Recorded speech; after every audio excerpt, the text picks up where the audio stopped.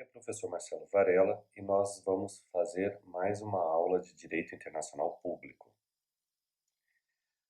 Primeiro, como metodologia tradicional, eu vou fazer uma breve revisão da aula anterior e depois eu vou explicar o conteúdo da aula de hoje.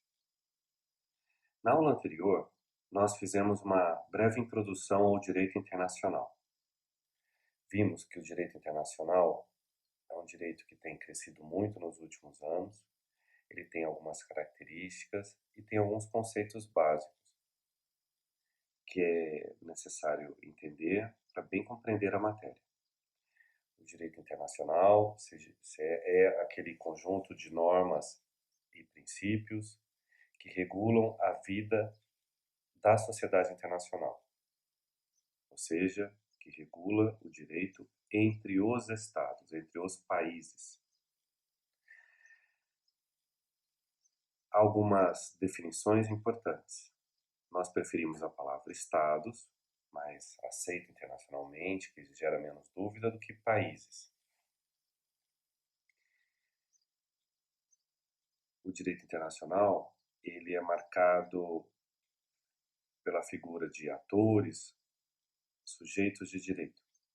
Os sujeitos de direito, no direito internacional, ou seja, aquelas pessoas capazes de contrair direitos e obrigações em nome próprio, são os estados e as organizações internacionais. Os estados têm a competência mais ampla e limitada, decorrente da soberania. As organizações internacionais têm uma competência mais restrita, para aquilo que lhes foi determinado pelo Estado. De qualquer modo, as organizações internacionais têm muitas competências e capacidades no direito internacional. Elas podem enviar e receber diplomatas, têm imunidades e privilégios internacionais, podem celebrar tratados, podem entrar em vários tribunais internacionais para pedir pareceres consultivos ou às vezes até como parte, processando um Estado, naquele assunto para o qual ela foi criada. Há também sujeitos limitados de direito internacional, como os indivíduos e as empresas. Por que eles são limitados? Porque eles não podem contrair direitos e obrigações em nome próprio, exceto em casos muito específicos. Não podem firmar tratados, uma pessoa ou uma empresa não pode enviar diplomatas, não tem privilégios e imunidades internacionais. No entanto, uma pessoa pode, na Corte Europeia de Direitos Humanos, por exemplo, processar um Estado. Uma empresa pode, no Tribunal lá de Investimentos do Banco Mundial, processar um Estado. Mas são casos muito específicos, por isso que se considera que eles são sujeitos limitados de direito internacional. Se houver uma pergunta, quais são os sujeitos de direito internacional? A resposta correta são os Estados e as organizações internacionais. Vimos também algumas características do direito internacional. A ausência de hierarquia, o princípio do consentimento, a inexistência de um tratado constitucional global, a inexistência de normas impuníveis aos Estados contra o seu consentimento. Vimos alguns princípios que estão diretamente relacionados a essas características. O princípio do consentimento, o princípio da autonomia, o princípio da soberania, o princípio da solução pacífica de conflitos, o princípio da prevalência dos direitos humanos, da não intervenção. Como vimos, estão todos relacionados, justamente porque não é possível impor nada a nenhum país, você não pode fazer uma intervenção nesse país. Você não pode fazer o recurso à força armada para fazer prevalecer sua vontade, porque senão os mais fortes prevaleceriam sobre os países mais fracos. Justamente porque você respeita a autonomia, que há a importância do princípio do consentimento mútuo. Todos têm que concordar. Um país apenas se submete a um tratado quando ele consente, quando ele quis. Ele não pode ser obrigado. também, justamente porque todos são iguais, não há hierarquia. Então, todos os princípios e características estão relacionados. No encontro de hoje, vamos discutir fontes do direito internacional. As fontes do direito internacional são aquelas de onde o direito emana, de onde nasce o direito internacional. Como uma fonte de água. Quando nós falamos uma fonte de água, é de onde brota a água, de onde nasce a água, de onde sai a água. De onde sai o direito internacional? O direito internacional tem como fontes os tratados, os costumes, os atos unilaterais. São fontes próprias, diferentes daquelas do direito interno. Mas como nós vamos estudar, essas fontes se integram no direito interno. Não existem dois direitos, um direito internacional e um direito interno. O país e os cidadãos, as empresas, os sujeitos de direito nacional se submetem ao mesmo direito. No entanto, em Introdução ao Estudo do Direito Constitucional 1, nós estudamos as leis, os decretos, as portarias. Por isso é importante ter uma matéria específica, para a gente conhecer as especificidades deste direito. Vamos aos slides. Direito dos tratados. O que é um tratado? A definição clássica de tratado é essa que está aí na tela. Acordo internacional, concluído por escrito entre Estados ou entre Estados e organizações internacionais, regido pelo direito internacional, quer conste de um instrumento único, quer conste de dois ou mais instrumentos, qualquer que seja a sua denominação específica. Vamos decompor esse conceito? Primeiro, acordo internacional. Ele é um acordo entre países. Internacional. Entre nações. Então, é um acordo entre dois sujeitos de direito internacional. Por isso que na continuação, a gente tem concluído por escrito entre Estados ou entre Estados e organizações internacionais. Um tratado, ele, embora não tenha como vai ver ali nós vamos ver ali daqui a pouco, uma formalidade única, ele é sempre feito por escrito. Não existem tratados verbais. O tratado é sempre feito por escrito, deve ser público, publicizado. Não é possível ter tratados sigilosos. Antigamente até era possível. Durante as guerras, os países faziam alianças por tratados sigilosos. Hoje, o direito internacional não permite mais. Os tratados têm que ser por escrito e públicos.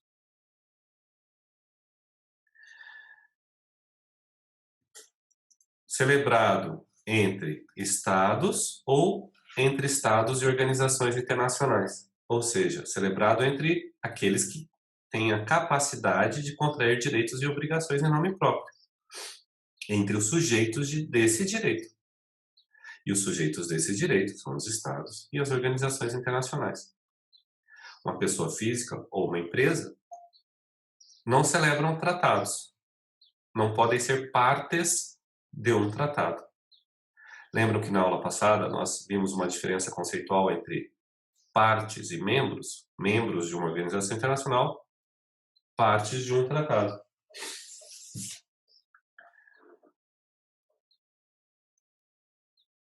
Essas normas são regidas pelo direito internacional, podem constar de um único instrumento, pode ter dois ou mais instrumentos.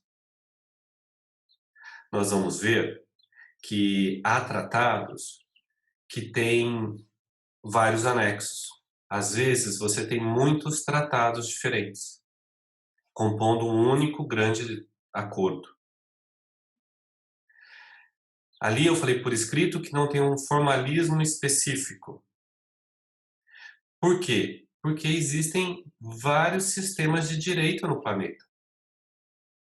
Essas regrinhas nossas aqui no Brasil de para a confecção de leis que ficam no manual de redação da Presidência da República, por exemplo, são regras do Brasil. Eu mesmo já tive a oportunidade de fazer um desses manuais, de colaborar, né, na feitura.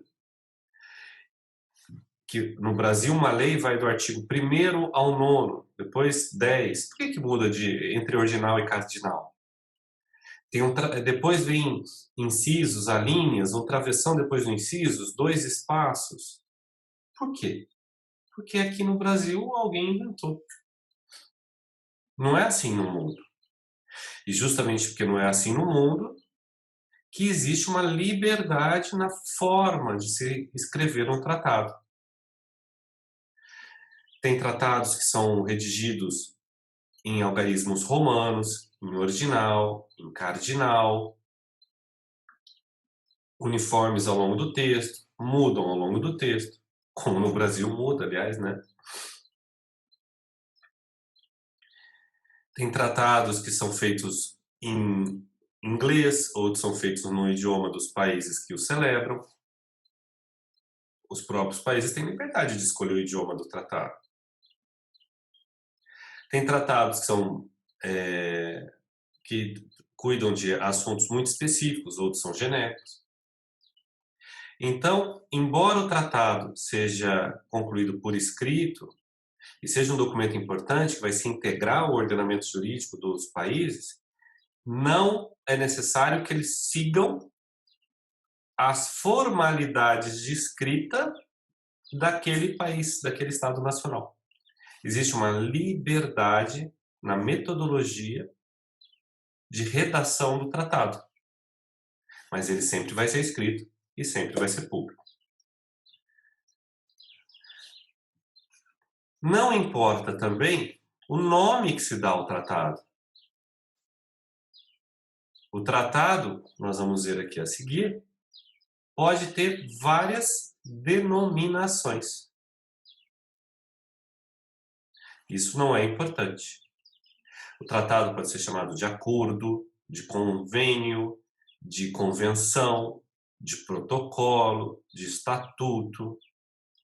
De qualquer modo, ele vai ser um tratado. E sendo tratado, não há hierarquia entre ele. Todos os tratados, a priori, são do mesmo nível hierárquico.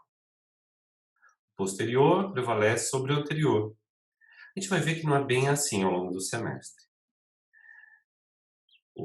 Se um tratado é comercial, uma organização comercial tende a preferir usar aquele tratado comercial nas decisões. O mesmo para o direito ambiental, para os direitos humanos. Os tribunais tendem a considerar mais importantes aqueles que são o seu microsistema. Entre o sistema jurídico e os subsistemas ou microsistemas, que são direitos humanos, direito comercial, direito ambiental. Mas isso já a gente vai ver mais para frente. A priori, se cair essa pergunta numa prova, todos os tratados têm a mesma hierarquia. Não importa o nome. Tá? Vamos lá. Aqui seria um dos primeiros tratados, né? Tratado de Kadesh. Aqui, esculpido numa pedra. Engraçado, né? É que o pedaço do tratado está lá em Istambul, na Turquia. Aqui seria ele redigido aqui, ó. Os países celebraram, deve ter feito 2 cópias, né? Como em cada país. E é um dos tratados mais conhecidos que existe, mais antigos que existe. Conhecidos não é, não, pouca gente conhece. Aqui a celebração do Tratado de Münster, né, na Paz de Westfália. Então aqui quando os primeiros países foram criados, quando, né, o reconhecimento do Estado Nacional, todo mundo lá em volta, a bênção da igreja, mas justamente era sobre liberdade religiosa e respeito às fronteiras ali do que hoje seria Holanda, Bélgica, né? Que se considera que a Paz de Westfália é o momento formal, porque nada cria do dia para a noite, mas o momento formal de reconhecimento das primeiras soberanias, porque se respeitava aí Então, é com o tratado que nasce o Estado. O país, ele tem inclusive essa dualidade de visões, mas hoje isso está bem mais classificado. O país nasce de dentro para fora, população, território e governo, ou nasce a partir de quando os outros países reconhecem que ele existe? O que se tem de prevalente hoje no direito, que um país só existe juridicamente quando os outros dizem que ele existe, ele vem de fora para dentro. Porque senão, o Estado Islâmico seria um país reconhecido. Tem território, tem população, tem governo, ou pelo menos teve num determinado período de tempo recente. E nem por isso é um Estado. O Estado existe quando os outros países reconhecem. Aqui seria a primeira vez, né? Porque tem que começar de algum lugar, onde os países se reconhecem mutuamente. Paz de Westfália, Tratado de Münster, ou Münster, talvez em alemão seja assim. O número de tratados se multiplica muito no século XX. Coloquei aqui um gráfico para ilustrar também. A gente tem hoje milhares e milhares de tratados, talvez aí anualmente, tratados multilaterais. Talvez mais tratados do que leis. Se considerarmos os tratados regionais, tipo na União Europeia, etc., certamente temos mais tratados em cada país do que leis. Quais são as características desse direito internacional? Primeiro, como falamos, né? Consensualismo. Os tratados, do mesmo jeito que do direito internacional, os tratados são regidos pelo princípio do consentimento. Nenhum país é obrigado a aceitar um tratado. Ele aceita porque quer. Mas uma vez que ele aceitou, ele se submete ao tratado. Ele não pode sair a qualquer momento. Se o tratado prevê que é necessário um certo procedimento, concordância dos demais, uma indenização, ele vai ter que cumprir com aquilo que ele aceitou antes. Se ele deixar de cumprir um tratado ou firmar um outro tratado contrário ao primeiro, a gente vai ver que tem consequências. Pode ter, né, consequências. Como eu falei agora há pouco, não há hierarquia entre os tratados. E não existe uma regra formal específica. A ausência de formalismo. O tratado pode ser redigido de muitas formas. Vamos estudar aqui alguns nomes que são comumente atribuídos aos tratados. Como eu falei para vocês, não há uma regra formal absoluta. Tratado, a palavra tratado, a categoria tratado. Quando a gente fala categoria, né, é uma palavra, uma expressão que tem um significado juridicamente definido. Tratado, ele pode ser gênero, porque convenção é um tratado, protocolo é um tratado, ato é um tratado, declaração é um tratado, são espécies de tratado. Tratado é um gênero, mas também é usado como espécie. A palavra tratado, a categoria tratado, pode ser gênero ou espécie. Quando se fala tratado sobre não sei o que, normalmente é um ato mais formal, mais solene. Mas direito dos tratados é o direito que abrange todas essas espécies de tratados. Existe um tipo de tratado, já para usar tratado como gênero, que é a convenção. A convenção, essa palavra, essa categoria convenção, é usada para tratados de conteúdo mais amplo, por vezes sem obrigações concretas. Existem várias formas aí de você fazer um texto que não obriga muita coisa. Ao final aqui, aliás, vou mostrar agora. Vamos lá. Opa. Por exemplo, a Convenção das Nações Unidas sobre a Diversidade Biológica. É um tratado genérico. Mas olha no texto da Convenção, que interessante, que ela tem várias várias expressões que tornam ela menos obrigatória. Por exemplo, olhem essa expressão aqui. Cada parte contratante deve, na medida do possível e conforme o caso, cooperar com as outras partes contratantes.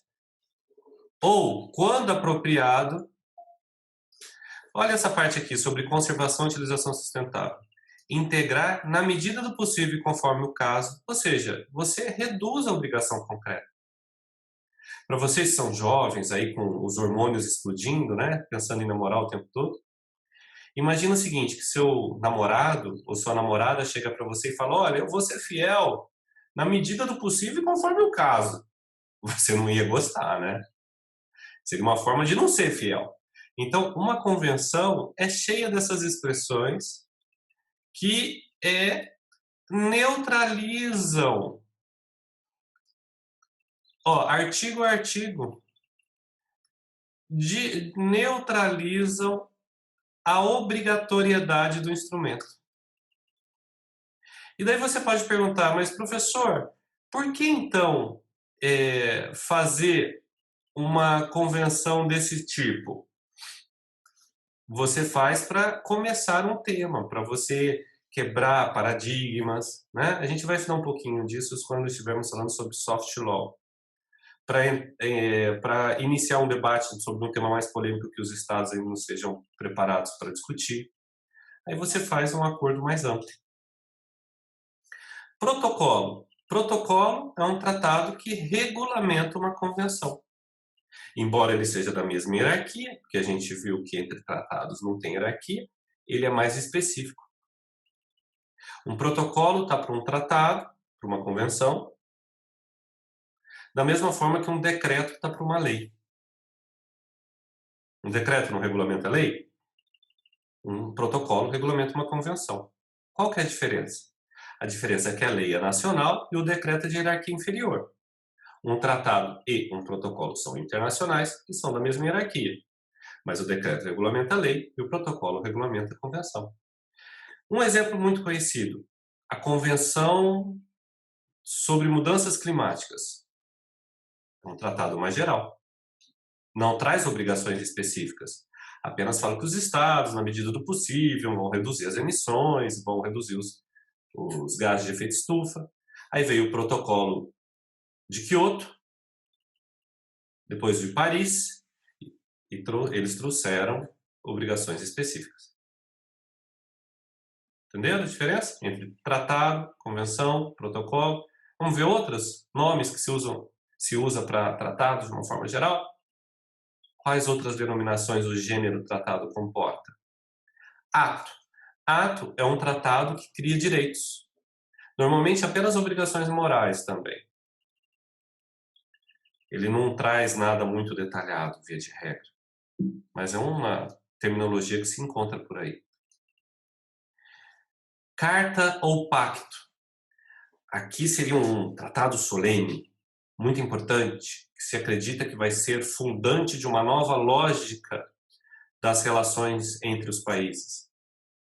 Por exemplo, a Carta da ONU. Se criou a ONU para produzir a paz no mundo, para acabar com as guerras, para promover o desenvolvimento.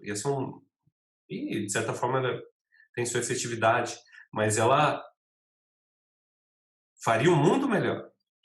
Não é um tratado pontual, é um tratado fundante. O Pacto de Versalhes, que acabou com a Primeira Guerra Mundial, seria acabando com a guerra. Tratado de paz, importantíssimo, não é? Tanto que se usa essa expressão carta ou pacto para a Constituição Federal do Brasil. Seria uma forma de mostrar um documento fundante, um documento essencial. Carta de 1988, Pacto Republicano, enfim. Estatuto. Estatuto é um tratado que cria uma organização internacional e traz o seu modo de funcionamento. Essa categoria já foi, inclusive, importada para o direito brasileiro. A gente tem estatuto de uma empresa, por exemplo, que faz a mesma coisa.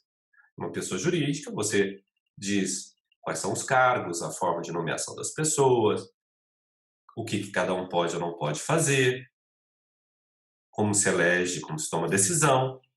É a mesma coisa, o estatuto. Só que como estamos falando de direito internacional, o estatuto regulamenta a vida das organizações internacionais que são sujeitos de direito internacional.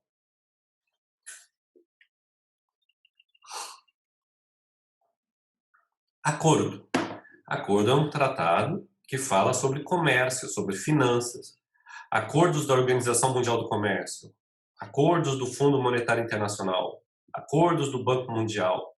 Quando se usa a palavra acordo, como eu falei, nada disso é obrigatório, é só uma ideia do uso mais comum para as categorias, mas quando se usa a categoria acordo, estamos falando de um tratado com fins comerciais ou econômicos. Concordata, um tratado de cunho religioso. Por exemplo, quando o Brasil firma um tratado com a Santa Sé. A Santa Sé aqui em Brasília, né, para quem é de Brasília, fica ali do lado da Catedral Metropolitana, no início da L2, né? É um tratado de cunho religioso. Quando o Brasil firma um tratado com a Santa Sé, é um tratado religioso. Existem vários outros países também, né, que são fundamentalmente religiosos. Eu ainda tenho mais algumas definições aqui. Essa aula é mais exemplificativa, né? Compromisso. Compromisso seria um tratado para iniciar uma arbitragem, tratado em que os estados se comprometem a cumprir a decisão que será adotada pelos árbitros. Essa mesma categoria, compromisso, é usada para aquele acordo celebrado entre as partes numa arbitragem brasileira. Quando duas empresas vão fazer uma arbitragem aqui no Brasil, elas firmam antes um compromisso, que é um acordo que vão cumprir a arbitragem. Compromisso arbitral. Convênio. Convênio é um tratado em matéria cultural. Ou desportiva. Você vai fazer uma competição, uma Olimpíada, uma Copa do Mundo, uma exposição de arte, etc., você faz um convênio que vai estabelecer as regras, como que vão ser as regras da competição, quais são as regras da exposição cultural, enfim. Contrato. Contrato, um Estado se submete à lei do outro para determinado fim específico. É um outro tipo de tratado.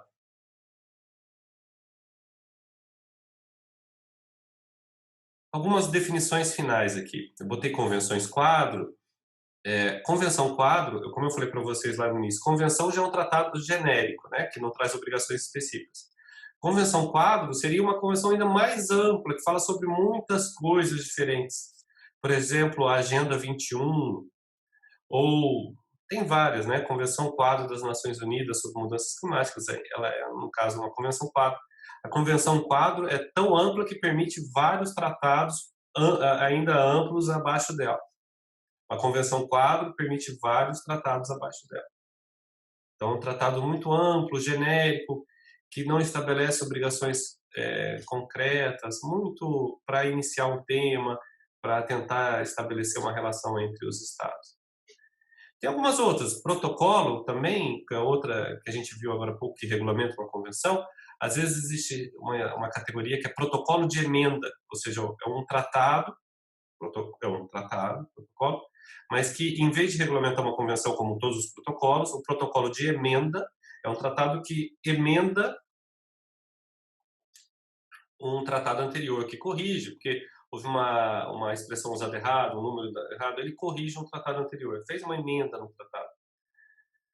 A gente fala, professor, por que é protocolo de emenda? Protocolo de emenda e não protocolo que emenda. Ora, é uma tradução mal feita, né, do francês. Porque em francês se fala protocole de demande. E demande, antigamente era chique, né, usar algumas categorias francesas. Ainda hoje eu acho que é, né? Os franceses são chiques em si. maioria, uma parte deles, né, são chiques, são um pessoal sofisticado. Eles, então, se eu tinha como chique no Brasil, você traduzir tal qual. Então, protocolo de Monda virou protocolo de emenda. Mas, na verdade, é um tratado que emenda um tratado anterior, que corrige, que explica. Eu lembro quando eu vim no Brasil, como eu fiz meu doutorado na França, era Docteur de l'Université. E daí vários colegas usavam assim, doutor da universidade. E no Brasil seria doutor pela universidade, né? Mas para traduzir de uma forma mais chique, ficava doutor da universidade. Então acho que a gente pertence à universidade. Enfim, então hoje a gente fez uma breve explicação mais de terminológica, mais chatinha, sobre o que é o direito internacional dos tratados, o que é um tratado, quais são as características de um tratado, quais são as partes de um tratado, etc. Aliás, a gente vai se aprofundar até mais nessa questão das partes na próxima aula. Quais são e principalmente quais são as definições mais comuns utilizadas no tratado. Né? Vimos tratado gênero e tratado espécie, ato, carta, pacto, convenção, protocolo, contrato, convênio, compromisso e vários outros. Então, eu agradeço a todos. Por favor, leiam o livro. A gente está no início do segundo capítulo e a gente conversa mais na próxima aula.